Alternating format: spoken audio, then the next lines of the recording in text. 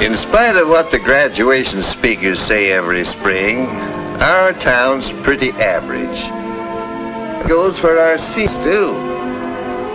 Out of this class of 40, just because it is average, 2 of these boys and girls will spend some part of their lives in a mental institution. My job is to try to keep the people around here healthy, and most of them are. Of course, nobody's health is ever perfect. Jim Anderson has a bad ear. That doesn't keep him from playing on the football team. County champions last year, too. Frank White is nearsighted, but his glasses take care of that. Dorothy Westerly has a tooth that needs fixing, but she's in good health, I'd say.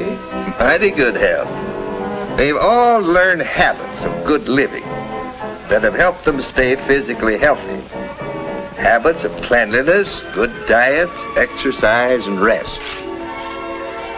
But there's another side to good health, and that's good mental health. Comes naturally to most people. Parents who are mentally healthy bring up the children to be mentally healthy, too. Take Tommy Clark there. He learned the first rule for good mental health a long time ago, about not bottling up his emotions. Now, when he works up a head of steam, he puts it to work in a useful way, instead of holding it inside. When you try to do that, it's bound to come out in some unpleasant way. Tommy learned that some years back, just after his younger brother was born. Come on, Jimmy. Have some. Come on. Tommy, eat your meat. You haven't eaten a bite all day. I declare I don't know what's got into you. You heard your mother, Thomas. Now do as she says. Finally, his folks sent him to see me. There wasn't anything physically wrong with him that I could find, so I began to talk with him. If you've got something on your mind, Tommy, why don't you talk about it? Well, We all have our problems, Tommy. But I can talk about it. Of course you can. And you know something? The more you talk about your problems, the easier they are to solve. It's bottling things up inside that's bad. When you feel something, if you're mad or afraid or worried, you've got to let it out or it'll come out some other way. Like you losing weight and not sleeping. Now, what is it, son? Gosh, Dr. Martinson, this may sound kind of funny to you. No, it won't. I don't think my folks want me anymore. They're planning to get rid of me. What makes you think that, son? I heard them say so one night. They thought I was asleep. Ever since Jimmy was born, they... Well, it wasn't easy to prove to Tommy that he was wrong. As in so many cases like this, his parents were partly to blame. The new baby was taking more of their attention than they realized. I got a chance to talk to Tommy's mother about it, and it turned out that they'd been talking about sending Tommy to camp for the summer, and he'd misunderstood them. Well, we finally got it straightened out. But it taught Tommy a lesson that many people don't learn so quickly, about not bottling up his emotion. He learned that it could be easy to talk to his folks and that he didn't have to hide his love for them. Good night, Mom. Good night, Tommy. Well, that is quite a few years ago. Tom's graduating today. That #1 rule for good mental health, don't bottle up your emotions, has helped him through many a tough spot. Of course, we're talking about some of the simple rules for staying in good mental health. And that brings us to the second rule, which is respecting yourself. Sounds easy, doesn't it? But look what happened to Bruce Matthews. He went out for the tennis team a couple of years ago, and while he had a lot to learn, he had the makings of a fine player. But he wasn't satisfied with slow, steady improvement. Oh, he expected himself to be perfect right from the start. Missing a point would make him boil over at himself. Well, the coach finally caught on to what Bruce was doing to himself with his demand for perfection. Sure, I think it's fine to keep wanting to improve. I understand that, but I think you're going at it the wrong way. How do you mean? Well, did you ever stop to think how good your game really is? Yeah. After missing that last point? That's just what I'm getting at. You're worrying too much about the game and you don't enjoy it. But, gee, Coach, I know I can do better. Sure you can. But the point is you shouldn't let yourself get mad every time you miss a point. Why, even the world's champion can't make every point. You can't be perfect.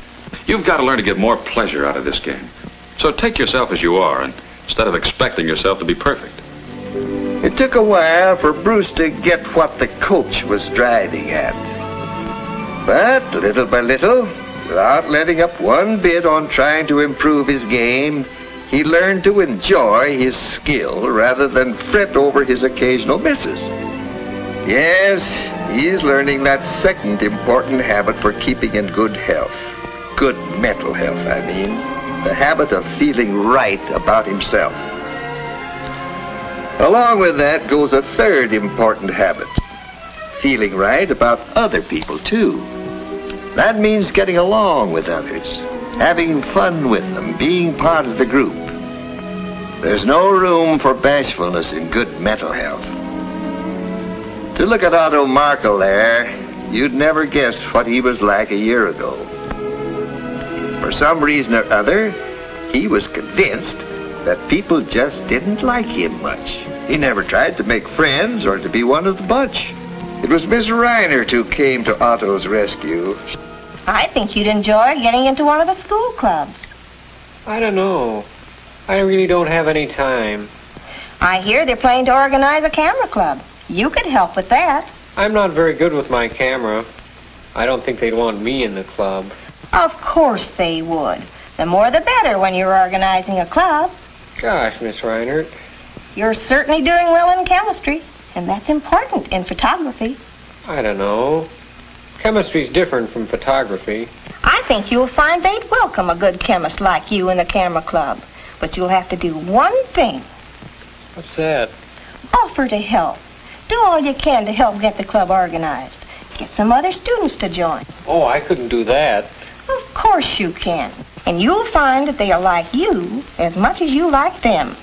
I knew about Otto's problem because his parents had come to see me about the same thing. Of course, they had to share the responsibility for Otto's bashfulness. What do you mean, George? I don't quite get what you're driving at. No? Well, I'll tell you, Art.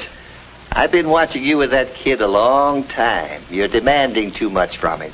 Nobody can be perfect, so don't ride him so hard. When he does something you don't like, remember he's a person in his own right. His way may be just as good as your way. I do think you've been hard on him at times, Arthur. Oh, but he doesn't toe the line the way he should. He has advantages I never had when I was a boy. He has an opportunity to amount to something. But let him do it his own way. You've got him feeling now he isn't as good as the next fella. That's why he hesitates to make friends. In Otto's case, as in many others I've known, talking with the parents was important in helping to get things straightened out. He's learning the third basic rule for good mental health. Feeling right about other people. That means that in any normal group of people, there is a feeling of give and take. There's an interest in the group as a whole.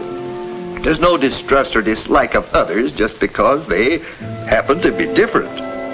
Well, there's one more rule for good mental health.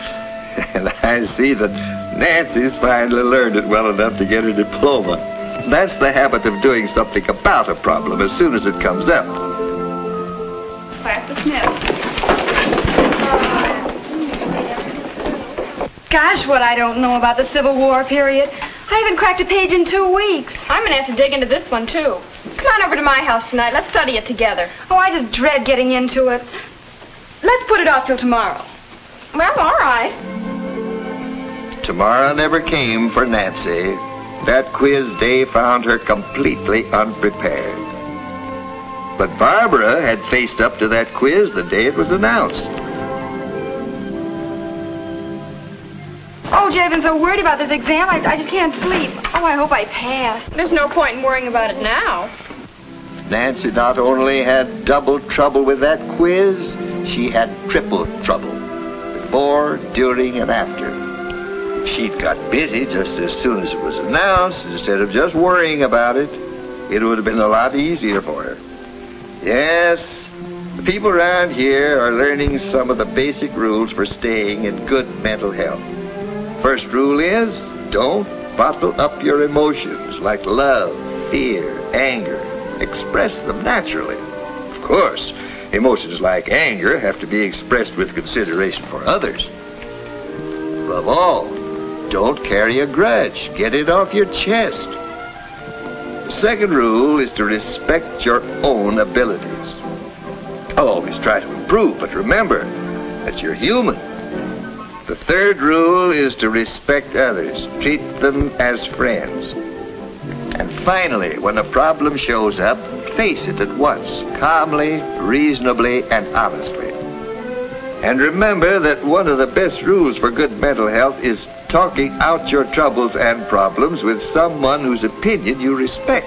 Your parents, your family doctor, your school teacher or advisor.